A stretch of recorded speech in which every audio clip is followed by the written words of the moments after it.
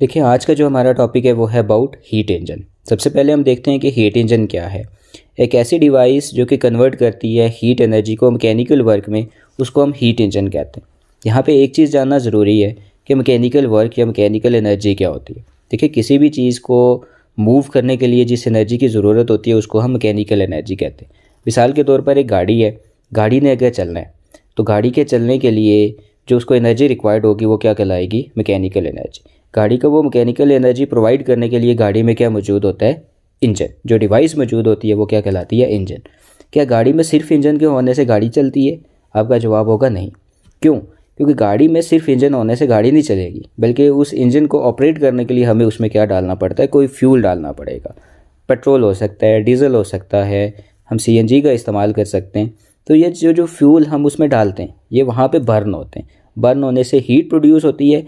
उसी हीट को आगे मैकेनिकल वर्क या मैकेनिकल एनर्जी में कन्वर्ट करने के लिए जो डिवाइस उस गाड़ी में लगी होती है उसको हम क्या बोलते हैं? Heat engine. तो देयरफॉर एक ऐसी डिवाइस जो कि हीट एनर्जी को कन्वर्ट करती है मैकेनिकल वर्क में, उसको हम हीट इंजन कहते हैं। बात समझ में आ गई? यही चीज़ उसने जो है यहाँ एग्जांपल में भी लिखी है कि आप पेट्रोल इंजन की मिसाल ले लें या स्टीम इंजन जो कि ज़्यादातर ट्रेन्स में इस्तेमाल होता है। ये आपके पास क्या है? एग्जांपल्स हैं हीट इंजन्स की। और जो सबसे पहले इंजन बनाया गया था वो भी स्टीम इंजन था। बात समझ में आ गई यहाँ तक? अब हम नेक्स्ट सेक्शन डिस्कस करते हैं जी, पार्ट्स ऑफ हीट इंजन। देखिए, कहते हैं कि every heat engine must have 3 parts.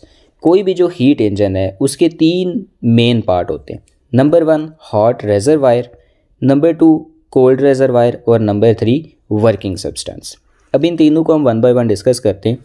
देखिए जी, हीट सोर्स। हीट सोर्स क्या है कि for a heat engine, short सा लेक्चर है, बड़ा आसान सा, कि for a heat engine a heat source और hot reservoir is necessary, that is basically the source of heat which is to be converted into useful work. यानी किसी भी इंजन को ऑपरेट करने के लिए जो पहली चीज़ ज़रूरी है वो क्या है कि एक ऐसी जगह होनी चाहिए, एक ऐसा सोर्स होना चाहिए जहाँ पे हीट मौजूद हो। क्यों? देखिए, इंजन का बेसिक थीम ही क्या है कि उसको हीट मिलेगी तो वो उसे वर्क परफॉर्म करवाएगा। तो इट मीन्स आपके पास एक ऐसी जगह होनी चाहिए, एक ऐसा रिजर्वायर होना चाहिए। जो वर्ड है ना रिजर्व, रिजर्व का लफ्ज़ी मतलब होता है सेव करना। ठीक है, तो एक ऐसी जगह होनी चाहिए जहाँ पे हीट सेव हुई हो। तो दैट्स वाई आपके पास इंजन को ऑपरेट करने के लिए एक ऐसी जगह होनी चाहिए जहाँ पे आपके पास हीट सेव हुई हो ताकि उसको यूज़फुल वर्क में कन्वर्ट किया जा सके। तो चूँकि वहाँ पे हीट स्टोर होगी तो देयरफॉर उस जगह का टेम्परेचर जो है वो हमेशा हाई होता है और उसको जितना हाई हो सके उतने हाई टेम्परेचर के ऊपर मेंटेन रखना चाहिए। और ये जो जगह, ये जो सोर्स है या ये जो रेजरवायर है, ये जो हीट प्रोवाइड करता है इंजन को जिससे कि वो उस हीट को यूज़फुल वर्क में कन्वर्ट कर सके, उसको हम Q1 से रिप्रेजेंट करते हैं। तो इस सारी सेक्शन की मोटी बात यानी हीट सोर्स की कि इंजन के ऑपरेट होने के लिए एक ऐसी सोर्स, एक ऐसी जगह जहाँ पे हीट स्टोर होती है उसको हम हॉट रेजरवायर कहते हैं। क्योंकि वहाँ पे हीट स्टोर होती है इसलिए हॉट रेजरवायर का टेम्परेचर जो है वो TH यानी T1, इसको अक्सर T1 से भी रिप्रेजेंट करते हैं। तो इसका टेम्परेचर हमेशा हाई होता है और इसको जितना हाई हो सके इसको मेंटेन रखना चाहिए। और इस हीट सोर्स से सप्लाई होने वाली हीट को हम रिप्रेजेंट करेंगे Q1 से। Got it? अब ये बात समझ में आ गई। Number 2 heat sink. इंजन क्या करेगा कि ये जो Q1 हीट है इसको लेगा, इससे कुछ वर्क परफॉर्म करेगा और जो बाकी ही हीट बचेगी उसको ऑब्वियसली कहीं ना कहीं रिजेक्ट तो करना है ना इन्वायरमेंट में। तो वो जगह जहाँ पे ये extra amount of heat after conversion into the useful work reject होती है उसको हम क्या बोलते हैं? Heat sink. सिंक का लफ्ज़ी मतलब क्या होता है? डूब जाना। कोई चीज़ डूब गई तो मीन ज़ाया हो गई। तो यानी वो हीट वो प्लेस, वो रीजन जहाँ पे हीट सोर्स से ली गई हीट वर्क में कन्वर्ट होने के बाद जो बच जाती है उसको रिजेक्ट किया जाता है, उसको हम क्या बोलते हैं? Heat sink. तो heat sink in a heat engine a cold reservoir और a heat sink is necessary. कहते हैं कि क्यों नेसेसरी है? ये बड़ा इंपॉर्टेंट पॉइंट है। आपसे कोई भी ये बंदा पूछ सकता है कि आपने हीट इंजन के बारे में पढ़ा है तो ये बताएं कि इंजन को तो काम करने के लिए जस्ट एक हॉट रेजरवायर का होना ज़रूरी है, फिर कोल्ड रेजरवायर ना भी हो तो काम तो चल जाएगा क्योंकि इंजन को तो हीट मिलती रहेगी। तो देखिए, इसका जवाब बड़ा टेक्निकल सा है। कैसे? देखें, हीट हॉट रेजरवायर में तो मौजूद है, हीट फ्लो करके तो इंजन में तो आएगी ना। हीट के फ्लो होने के लिए क्या चीज़ ज़रूरी है? हीट के फ्लो होने के लिए ये चीज़ ज़रूरी है कि इस हॉट रिजर्वायर के मद्दे मुकाबिल कोई ऐसी चीज़ भी होनी चाहिए, क्योंकि हॉट रिजर्वायर का टेम्परेचर तो हाई है, तो इसके मद्दे मुकाबिल कोई एक ऐसी चीज़ या एक ऐसा रीजन होना चाहिए जिसका टेम्परेचर लो हो, ताकि हीट फ्लो हो सके। भाई इधर से हीट फ्लो ही नहीं होगी नीचे की तरफ, तो वो इंजन में कैसे आएगी? तो ऑब्वियस, तो देयरफॉर इसलिए कहते हैं कि हीट इंजन में कोल्ड रिजर्वायर का होना ज़रूरी है। क्यों? कि जो टेम्परेचर का डिफरेंस है बिटवीन दीज टू रिजर्वायर्स, ये रिस्पॉन्सिबल है हीट के फ्लो के लिए। ठीक है, तो cold temperature reservoir is necessary for the action of heat engine, as we studied earlier that heat can flow when there is a temperature difference between the two bodies. तो अब बात समझ में आ गई है। तो याद रखें कि जो heat after the conversion into the useful work जो रिजेक्ट होती है उसको हम Q2 से रिप्रेजेंट करते हैं, यानी जो कोल्ड रिजर्वायर में हीट जाएगी उसको Q2 से रिप्रेजेंट करेंगे और इसके टेम्परेचर को TC से रिप्रेजेंट करेंगे। दूसरा सेक्शन भी समझ में आ गया। तीसरी बात है जी वर्किंग सब्सटेंस, यानी यही इंजन में वो मेन चीज़ होती है जो कि आपका क्या करता है, Q1 यानी हीट सोर्स से ली गई हीट को कन्वर्ट करता है यूजफुल वर्क में। ठीक है, यह अमूमन कोई भी गैस हो सकती है। तो यहाँ पे लिखता है जी कि in a heat engine a working substance is the main part, जो कि क्या करता है, practically converts heat into the useful mechanical work. Got it? Working substance is most of the engine is gas, और यही क्या करता है, एक्सट्रैक्ट करता है वर्क को from the heat flowing from the heat source to the heat sink. Heat hot reservoir से जो फ्लो होने वाली हीट है Q1, इसी को जो इंजन में मौजूद वर्किंग सब्सटेंस है ये कन्वर्ट करेगा W यानी यूजफुल वर्क में, और बाकी बच जाने वाली हीट Q2 को cold reservoir which is kept at the temperature TC, इसको रिजेक्ट कर लिया जाता है। Is that clear? Okay, next चलते हैं कि for the continuous supply of heat engine is made cyclic.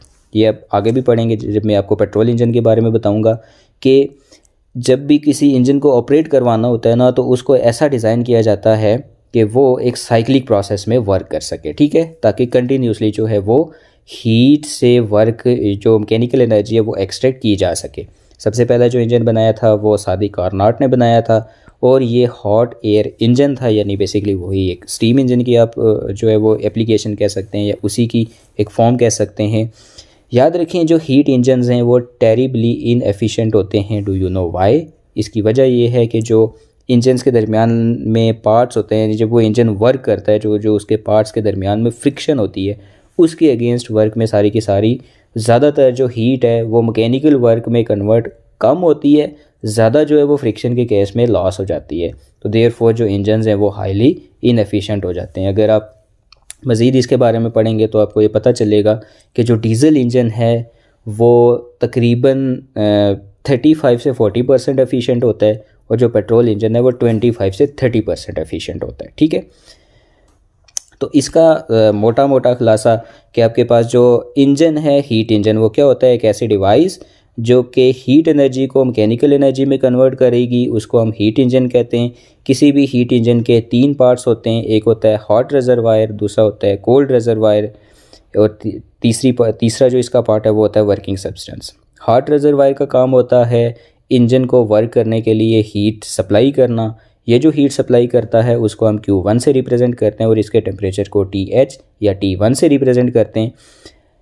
Engine क्या करता है कि इस हॉट रिजर्वायर से Q1 अमाउंट ऑफ हीट लेता है।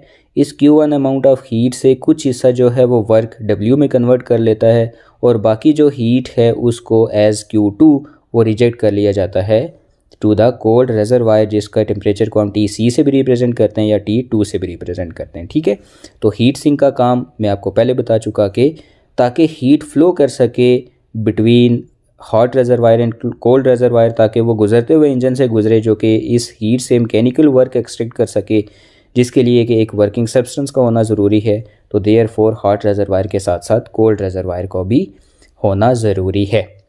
तो आई गेस कि आपको हीट इंजन के बारे में जो है वो सारी बातें क्लियर होंगी। नाउ अब हम डिस्कस करते हैं पेट्रोल इंजन की। ठीक है, पेट्रोल इंजन क्या है कि a petrol engine of a car extract heat from burning fuel and convert some of its energy to the mechanical work. बाद में एक्सप्लेन कर चुका हूँ। The engine expel rest of energy to the atmosphere, ये भी आप लोगों को समझ आ गई होगी, यानी एज ए हीट सिंक जो हमारे पास यहाँ पे चीज़ काम करती है वो हमारा एटमॉस्फेयर होता है। पेट्रोल इंजन रफली has efficiency of about 25 to 30%, अभी बता चुका हूँ। अच्छा, जबकि इसमें कहता है कि जो मोटर बाइक्स हैं उनके 2 सिलेंडर्स इंजन होते हैं, वो जो कार्स हैं उनके जो है वो 4 सिलेंडर्स इंजन होते हैं। ठीक है, अब ये जो पेट्रोल इंजन है ये काम कैसे करता है ये चीज़ जानना हमारे लिए ज़रूरी है। ठीक है, ये सारी बातें भी तो हाल दो हमें इन्फॉर्मेशन के तौर पर पता होनी चाहिए, लेकिन जो असल चीज़ है इसमें जानने वाली वो ये है कि आपके पास ये पेट्रोल इंजन वर्क कैसे करता है। इसके लिए देखें आपके पास जो स्टेप्स ऑफ वर्किंग हैं, तो जो हमारे पास पेट्रोल इंजन है वो 4 स्टेप्स में वर्क करता है। पहला जो है वो हमारे पास है इनटेक स्ट्रोक, दूसरा जो है वो है कंप्रेशन स्ट्रोक, तीसरा जो है वो है पावर स्ट्रोक और चौथा जो है वो है एग्जॉस्ट स्ट्रोक। इसके बारे में मैं आपको एनिमेशन के थ्रू बताता हूँ। अगर आप इनटेक स्ट्रोक को देखें तो इसमें सबसे पहली बात मोटी लिखी क्या हुई है कि in this stroke the piston moves downward. इसमें बेसिकली जो इसके मोटे पार्ट हैं वो क्या है, ये जो आपको जहाँ पे मेरी एग्जैक्टली एरो नज़र आ रही है ये क्रैंक शाफ्ट कहलाती है, जहाँ पे बेसिकली आपकी गाड़ी का टायर लगा होता है जो कि घूम रहा होता है। ठीक है, इसी चीज़ के साथ अटैच होता है। यहाँ पे ये लगा हुआ है पिस्टन। ठीक है, ये जो आपको एक जहाँ पे एग्जैक्टली मेरी, मैं थोड़ा सा जूम कर लेता हूँ, देखें एक ये दो वॉल्स मौजूद हैं जी, जो कि बेसिकली ओपन और क्लोज होते रहते हैं इन अ साइक्लिक प्रोसेस। ठीक है, अब होता कैसे है ये सारे का सारा फंक्शन आप ज़रा गौर से देखें। सबसे पहले देखें इनटेक स्ट्रोक, इसमें क्या कहता है कि जो आपका पिस्टन है वो डाउनवर्ड मूव करेगा। इसके मूव करने से होगा क्या कि जो पेट्रोल और एयर का मिक्सचर है वो अंदर की तरफ मूव करेगा, चूँकि इसमें जो इनलेट वॉल्व है वो खुल जाएगा as shown in the figure A. ये आप एनिमेशन में भी देख पा रहे हैं जी कि सबसे पहले क्या हो रहा है कि हमारा ये जो इनलेट वॉल्व अगर आप देखें तो वो खुल रहा है और जो हमारा एयर और जो फ्यूल का मिक्सचर है वो अंदर की जानिब मूव कर रहा है, जबकि अगर आप पिस्टन की मोशन देखें तो वो नीचे की जानिब मूव हो रही है। तो पहला जो इनटेक का मतलब लेना, तो पहले स्ट्रोक में क्या हो रहा है कि जो हमारा एयर और फ्यूल का मिक्सचर है वो इस पिस्टन से ऊपर वाले हिस्से में आके स्टोर हो गया। बात समझ में आ गई। दूसरी चीज़ क्या होगी, दूसरे साइकिल में compression stroke. In this stroke piston ऊपर की जानिब मूव करता है, इनलेट वाल्व इस दौरान क्लोज हो जाता है और चूंकि ये ऊपर की जानिब मूव कर रहा है ना, तो इस वजह से क्या होगा कि जो पेट्रोल और एयर का मिक्सचर है वो कंप्रेस होगा adiabatically as shown in the figure. आप फिगर में भी देख पा सकेंगे, बट एनिमेशन के थ्रू देख लें, ये आपको ज़्यादा अच्छे से पता लग जाएगा। तो देखें जी एनिमेशन में क्या हो रहा है कि इस स्टेप में अगर आप एग्जैक्टली देखें तो पिस्टन अब ऊपर की जानिब मूव कर रहा है, जिससे एयर और फ्यूल का जो मिक्सचर है तो ये कंप्रेस होंगे ऑडियोमेटिकली। ठीक है जी। तीसरा जो हमारे पास स्ट्रोक होता है ये होता है पावर स्ट्रोक। पावर स्ट्रोक में ये जो प्लग लगा हुआ है, ये स्पार्क प्लग, जहाँ पे एग्जैक्टली मेरी एरो मौजूद है। ठीक है, बल्कि यहाँ पे अगर मैं आपको बता पाऊँ तो ये देखें, ये स्पार्क, ये देखें ये प्लग से हल्का सा स्पार्क प्रोड्यूस हो रहा है। इस दौरान क्या होता है कि चूंकि ये पिस्टन मूव करके देखें ना अपवर्ड चला गया था, तो अपवर्ड जाने से गैस, एयर और फ्यूल का मिक्सचर बहुत ज़्यादा कंप्रेस हुआ होता है। कंप्रेस होने से उसका टेम्परेचर पहले ही से बड़ा होता है बेचारे का, साथ में ये स्पार्क प्लग क्या कर लेता है, हल्का सा स्पार्क प्रोड्यूस कर लेता है, जिसकी वजह से क्या होता है वहाँ पे जो जो एयर और फ्यूल का मिक्सचर है, यानी जो पेट्रोल का मिक्सचर है, उसमें आग लग जाती है, वो बर्न होना शुरू होता है, जिससे ऑब्वियस सी बात है हीट प्रोड्यूस होगी। अब हीट प्रोड्यूस होगी तो जो आपके पास है इसी दौरान फिर वो सारे का सारा जो मैकेनिज़्म हम पहले पढ़ कर आए कि हीट से मैकेनिकल एनर्जी बनेगी। और लास्ट जो हमारे पास है ये आप लोग खुद पढ़ लीजिएगा, बल्कि यहाँ पे रीड कर लेते हैं कि a spark plug fires the mixture causing rapid increase in temperature and pressure, expand adiabatically and hence force the piston to move downward। यानी मोटी बात कि इसकी वजह से जब एयर और जो पेट्रोल है उसके मिक्सर को जब आग लगती है ना, तो उससे क्या होता है कि फिर जो एयर और पेट्रोल का मिक्सचर है वो फिर एक्सपेंड करना शुरू होता है, जिससे ये पिस्टन जो कि पहले कंप्रेशन के लिए ऊपर मूव करके गया था, अब ये एक्सपेंशन के दौरान वापस नीचे की जानिब मूव करता है। जब ये एक्सपेंशन के दौरान नीचे की जानिब मूव करता है तो इसी दौरान क्या होता है कि फिर आपके पास लास्ट इसमें स्ट्रोक शुरू होता है, यानी एग्जॉस्ट स्ट्रोक। इस दौरान क्या होता है आपके पास कि जो आपके पास ये वाला वॉल्व है इसको एग्जॉस्ट वॉल्व कहते हैं। ठीक है, ये आपके पास इनलेट वॉल्व था।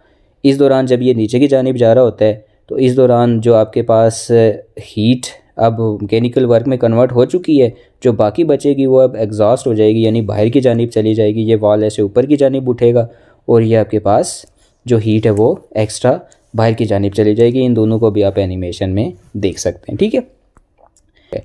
ये एग्जॉस्ट स्ट्रोक के बाद अगेन फिर क्या होगा कि आपके पास ये सारे के सारे जितने भी प्रोसेसेस हैं ये दोबारा से स्टार्ट हो जाएंगे, इसलिए जितने भी इंजन हैं वो साइक्लिक प्रोसेस में काम कर रहे होते हैं।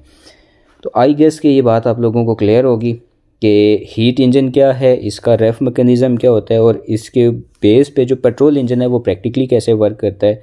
तो आई गेस कि ये सारी चीज़ें आप लोगों को क्लियर होंगी। मज़ीद किसी किस्म का अगर कोई कन्फ्यूजन है तो आप लोग कमेंट सेक्शन में ज़रूर पूछ लें। नेक्स्ट वीडियो में मुलाकात होती है, तब तक के लिए अपना ख्याल रखिएगा। अल्लाह हाफ़िज़।